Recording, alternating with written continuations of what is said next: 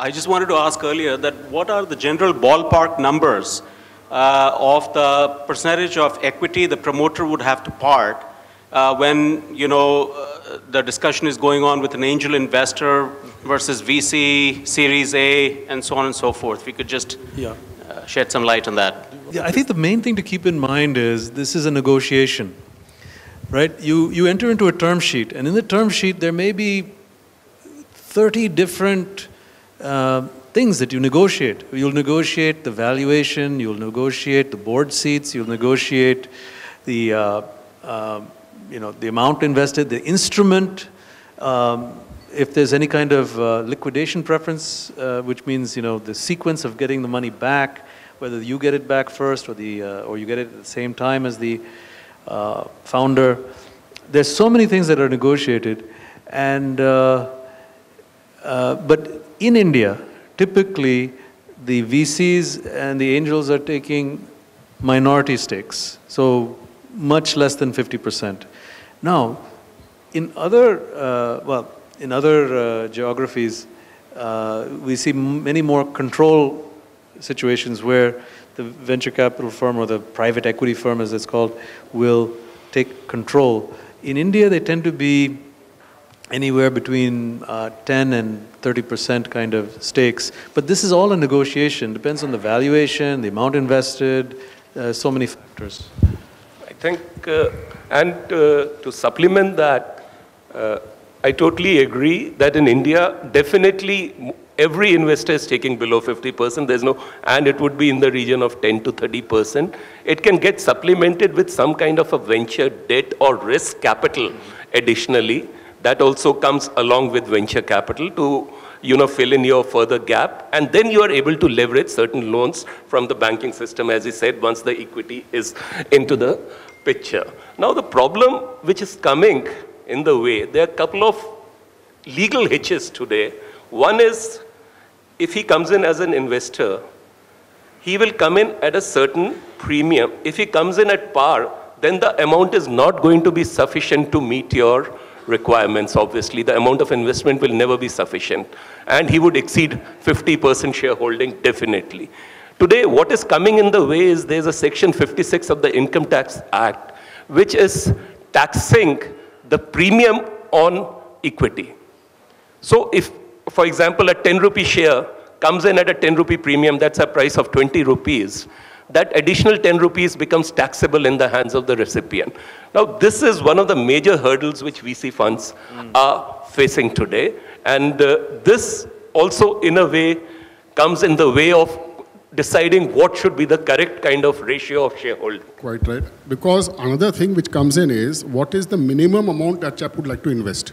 You see, there's a cost of managing your investments. If you're a venture funding or angel investors, you don't want to have too small a thing that you can't pay attention to. So there is a certain minimum absolute amount which he would like to put in. If your company is able to absorb that minimum absolute amount, the sharing can be based on the premium calculations. And if he's going to be hit by the tax liability, that becomes a problem. So these are the challenges which are there in India, and quite a few of them are peculiar problem. Okay, we're going to move on. Sorry. मैं दीपक जैन, लघु उद्योग Bharti Haryana state president. मेरा सवाल many साहब से है। मोदी जी ने कहा है मेक इन इंडिया। आज मैं वेंचर कैपिटल रेज करता हूं या और किसी अल्टरनेट फंडिंग पे जाता हूं, मुझे ओनरशिप बेचनी पड़ती है। मैं ओनरशिप रख के फंडिंग कैसे जुटा सकता हूं? और सिडबी क्या अपने आप को रैंप अप कर रही है मोदी जी के मेक इन इंडिया को सक्सेस करने के लिए? आपकी प्लान्स क्या हैं? ज़रूर।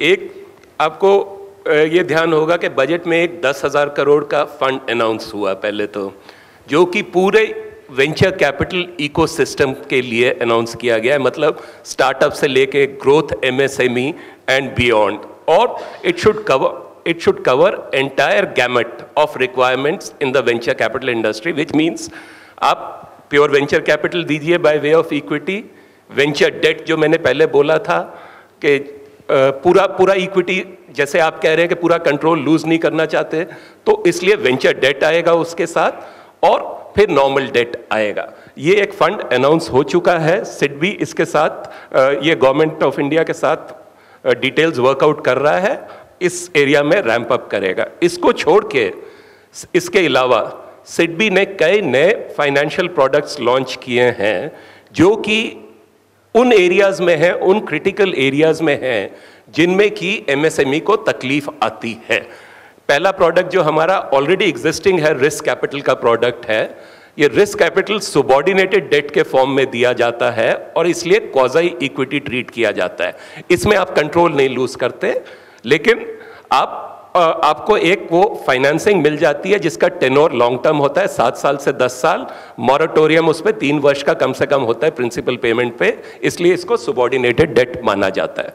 दूसरा वे जो हम रैंप अप कर रहे हैं मैन्युफैक्चरिंग सेक्टर के लिए, और मैंने पहले भी बताया रिसीवेबल फाइनेंसिंग की जो प्रॉब्लम है, ये सबसे बड़ी प्रॉब्लम मैन्युफैक्चरिंग सेक्टर फेस करता है। सप्लाई करने के बाद उनकी वर्किंग कैपिटल हेल्ड अप हो जाती है।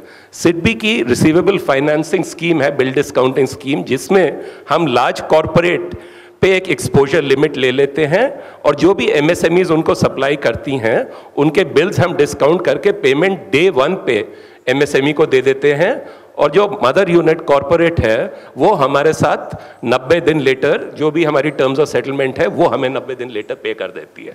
इस प्रोसेस में एमएसएमई की वर्किंग कैपिटल साइकिल अफेक्ट नहीं होती। इसी तरह कई और इनिशिएटिव्स लिए गए हैं रैंप अप करने को सिडबी के प्रोग्राम्स को। एज पर today's interest rate spectrum in a reasonably high inflationary economy where the cost of funds, even if you raise deposits, is around 8.5%. So there has to be a reasonable markup on that. Many साहब, ground zero पे सिडबी का पैसा कहीं दिखता नहीं है किसी bank में। मेरी सजेशन ये है, हम हरियाणा में सिंगल विंडो सर्विस को एक्टिवेट करने वाले हैं, ज़बरदस्त तरीके से करेंगे जी। Please tie up with the lead banks. जो प्रोजेक्ट सिंगल विंडो सर्विस से बाहर आगे अप्रूव होकर के सरकारी अधिकारियों के द्वारा, उसको अगले दिन आप सिर्फ साइन करके बैंक डॉक्यूमेंट्स लिमिट रिलीज करें, ऐसा कुछ व्यवस्था बनाइए। चलिए एग्जामिन करेंगे। हम बैंक में नहीं हैं आजकल, मैनी साहब हैं तो कुछ नहीं कह पाएंगे। एक चीज़ हम आपको ज़रा समझाना चाहते हैं कि जब का सिडबी लैंड करे चाहे बैंक लैंड करे, एक शब्द और आता है, काफ़ी इस्तेमाल होता है, एनपीए का। NPA, अनपरफॉर्मिंग assets. एनपीए एक चीज़ होती है जो हर संस्था को कम से कम करनी पड़ती है, और जिस संस्था का एनपीए बढ़ जाता है शोर मच जाता है। एनपीए तब होता है जब कंपनी ठीक से नहीं काम करती है। जो हमारा एक्सपीरियंस है, अगर आप एसएमईज़ को ज़्यादा बढ़ावा देना चाहते हो, तो जैसे फरीदाबाद का क्लस्टर है जहाँ सब कोई एक साथ है, एक साथ मिलके काम करते हैं, उसमें जो कंपनी होती है उसको खड़े होके चलने में, भागने में ज़्यादा आसानी होती है, जाकि अलग अलग हो। और कई क्लस्टर्स आपने देखे होंगे हरियाणा में जो सक्सेसफुल हैं, कई क्लस्टर हैं जो नॉन सक्सेसफुल हैं। अगर कोई कंपनी नॉन सक्सेसफुल क्लस्टर में है या अकेले में है, कोई भी संस्था उसको लेंड करने की जब आएगी तो उसके दिमाग में, उसके अफसरान के दिमाग में पीछे ये हर टाइम ये बड़ा सा वो रहेगा कि वो एनपीए तो नहीं हो जाएगा। तो जो ड्यू डिलिजेंस है, साइन करके वो लेंड करने की बात है, वो फरीदाबाद के क्लस्टर में कर रहे हो तो संभव हो सकता है, बाहर कर रहे हो तो मुश्किल हो सकता है।